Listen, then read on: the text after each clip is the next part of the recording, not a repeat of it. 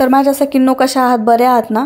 तर मागच्या व्हिडिओमध्ये आपण बघितलं होतं की बाटी कशी बनवायची, पण त्यासोबत जे आपलं कॉम्बिनेशन आहे, आपलं जी डाळ आहे, मसाला डाळ किंवा आपण जो रस्सा बनवतोय तो कोणत्या प्रकारे किंवा कशा प्रकारे बनवला गेला पाहिजे त्याची परफेक्ट रेसिपी आपण आज बघतोय। तर त्यामध्ये मी अख्खे शेंगदाणे घेतलेत, शेंगदाण्याचा जाडसर केलेला कूट घेतलाय, हिरवी मिरची घेतली बारीक चिरलेली, त्यानंतर ओल्या खोबऱ्याचा कूट घेतलाय, त्यानंतर मी जाड चिरलेला कांदा, जाड चिरलेला टोमॅटो आणि फक्त आंबट चुक्याचे पानं घेतलेले आहेत, काड्या नाही घेतलेल्या। आणि त्यानंतर मी तुरीची मुगाची डाळ मिक्स धुवून ठेवलेली होती। हे सगळे जिन्नस जे आहेत ना आपण ते एकत्र टाकणार आहोत कुकरमध्ये शिजायला। तुम्ही बघू शकता मी एक एक करून सगळे जिन्नस ह्यामध्ये टाकलेत शिजायला।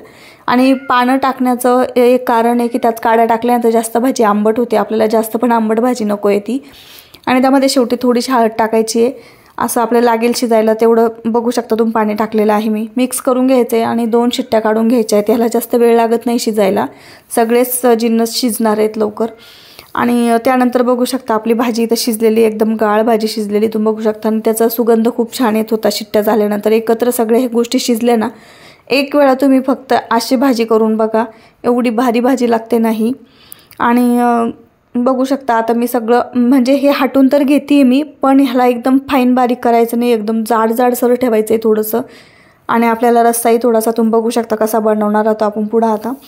आणि भाजी कसं असतं, प्रत्येक सुगरण म्हणतात ना, गृहिणी सुगरणच आहे, प्रत्येकीच्या हाताला चव आहे, फक्त थोडीशी करण्याची पद्धत आपली आपली वेगळी असते। एक वेळा ही पद्धत नक्की ट्राय करा। आता फोडणीमध्ये मी मोहरी टाकली आहे, हिंग टाकलं आहे, जिरं टाकलं आहे, त्यानंतर मी हे आलं लसूण पेस्ट न करता थोडंसं जाडसर खलबत्त्यामध्ये कांडून घेतलेलं होतं। ह्याने वास खूप छान लागतो अशा जाडसर वाटल्याने ह्या भाजीला। त्यानंतर लाल तिखट टाकले, कारण थोडंच टाकले, हिरवी मिरची आपण टाकलेली आहे। त्यानंतर टाकली आहे हळद आणि थोडासा घरातला मसाला टाकला आहे आपला। तुम्ही थोडासा काळा मसाला, गरम मसाला वापरू शकता, दुसरे मसाले काही जास्त वापरू नका। आणि त्यामध्ये आता नंतर आपण हे जे कढीपत्ता आहे ना, तर हा कढीपत्ता मी तेल लावून सुकवलेला आहे आणि खूप दिवस टिकतो हा कढीपत्ता। हे एक दिवस मी तुम्हाला ह्याचं पण रेसिपी सांगेल, थोडीशी आयडिया देईल। त्यानंतर ह्यामध्ये पाणी टाकून पाण्यामध्ये हे छान सगळं एकजीव होईल असं शिजून घ्यायचं आहे। तुम्ही बघू शकता आता परत त्याला पण तेल सुटलं आहे। त्यानंतर आपल्याला शिजवलेली भाजी जी आहे ती ह्यामध्ये सोडायची आहे। त्यानंतर आपल्याला लागेल तसं त्यामध्ये पाणी पण टाकून घ्यायचं आहे। आणि काय होतं, आपल्याला ह्या भाजीमध्ये बाटी जी आहे ना ती चुरून खायची असते शक्यतोवर तरी, त्यामुळे हा थोडासा रस्सा पातळच ठेवायचा आहे, पण मी एवढा पण पातळ नाही ठेवलेला, तुम्ही बघू शकता।